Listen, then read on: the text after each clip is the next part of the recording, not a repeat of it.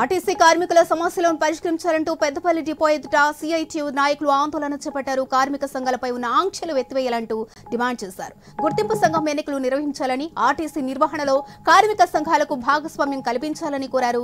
కార్మికుల పని భారం తగ్గించి ప్రజల అవసరాలకు అనుగుణంగా బస్సుల సంఖ్య పెంచాలంటూ డిమాండ్ చేశారు.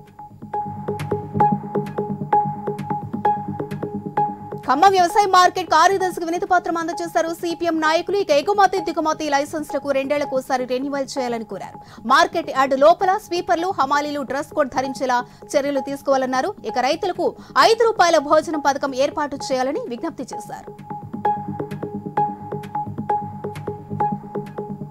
ఆదిలాబాద్ జిల్లా చించోలి హనుమాన్ టెంపుల్ వద్ద ఆటోను లారీ ఢీకొట్టింది. ఈ ప్రమాదంలో 5గురికి తీవ్ర గాయాలు కాగా మరో 4గురికి స్వల్ప గాయాలయ్యాయి. క్షతగాత్రులను ఆసుపత్రికి తరలించారు.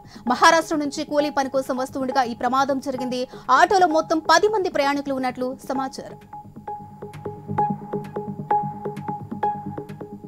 బస్సులు కొరత తీవ్రంగా ఉండడంతో వేములవాడ రాజన్న భక్తులు ఆందోళన చేపట్టారు. ఇక తిరుగు ప్రయాణంలో తీవ్ర ఇబ్బందులు పడుతున్నామంటూ ఆవేదన వ్యక్తం చేస్తున్నారు. సంఘటనా స్థలానికి చేరుకున్న పోలీసులు భక్తులకు నచ్చజెప్పే ప్రయత్నం చేశారు.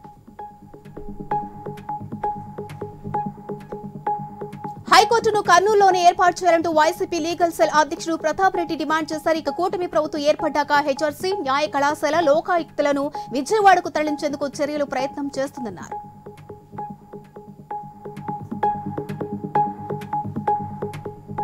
ఫేస్బుక్ లో పరిచయమైన యువకుడిని మోసం చేసింది ఓ మహిళ. ఆ యువకుడి నుంచి దాదాపు ₹1,20,00,000 స్వాహా చేసింది. తనకు క్యాన్సర్ వ్యాధి సోకిందంటూ 6 ఏళ్ల నుంచి విడుదల వారీగా ఇక సాయితులు దగ్గర నుండి డబ్బులు వసూలు చేసింది. అనుమానం వచ్చిన బాధితుడు పత్తికొండ వచ్చి వివరాలు తెలుసుకున్నాడు. ఇక బండారం బయటపడడంతో లావణ్య పురుగుల మందు తాగి ఆత్మహత్యానికి పాల్పడింది.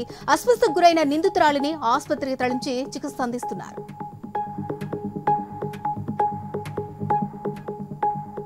డాక్టర్ల నిర్లక్ష్యంతో నిండు ప్రాణం బలైంది. కిడ్నీ మార్పిడి శస్త్రచికిత్స వికటించి విజయవాడలోని ఓ ప్రైవేట్ ఆసుపత్రిలో చికిత్స పొందుతూ మరణించాడు. ఘటనపై పోలీసులకు చేసింది బాధితుడి భార్య. ఇక ప్రభుత్వం స్పందించి ఆదుకోవాలని విజ్ఞప్తి చేశారు.